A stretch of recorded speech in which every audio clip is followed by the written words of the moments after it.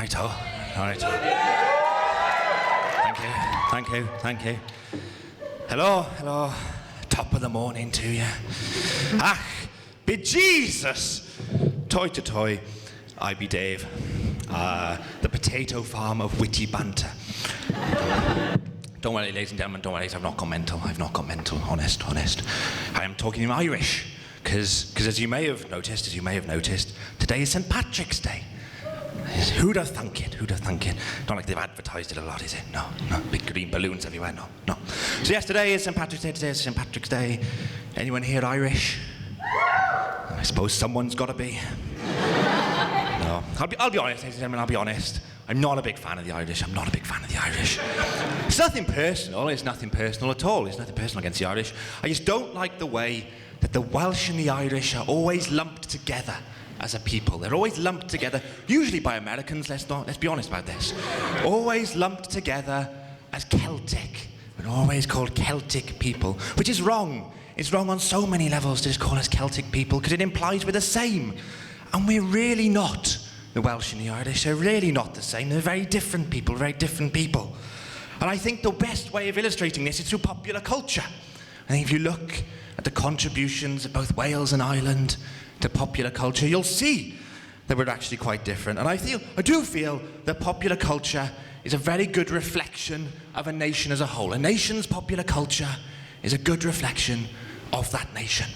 Because you think about Wales. Let's take Wales. And Wales' contribution to popular culture over the last 10 years, last decade, has mainly been really loud women and very angry male comedians.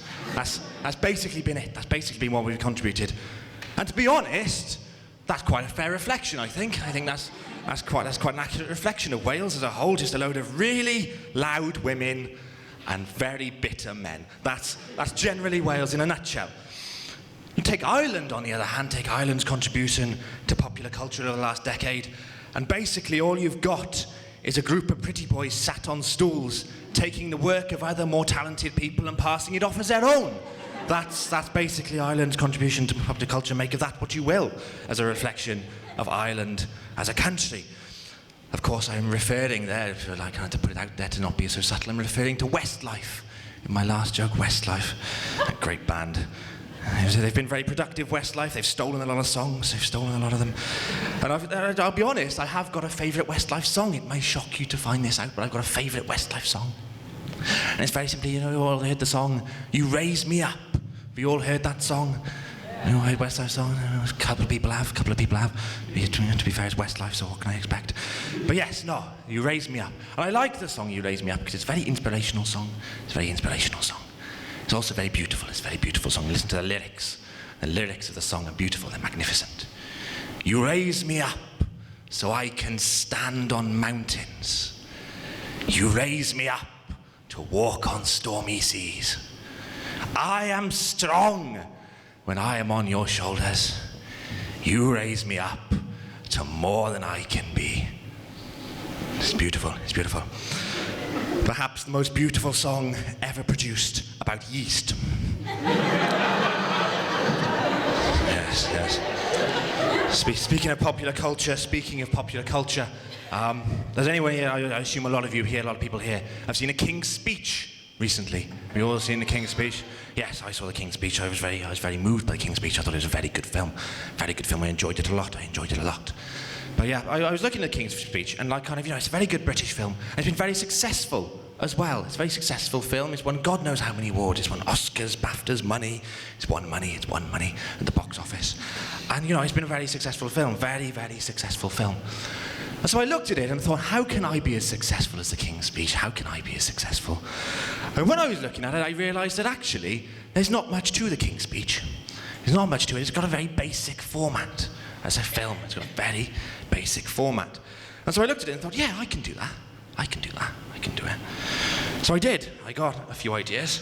I've got a few ideas for some films that I'd like to give to you tonight. A few ideas I got in my funny book. Hang on 2 seconds while I find the page. It's a short book, but I need to find the page anyway. Here we go.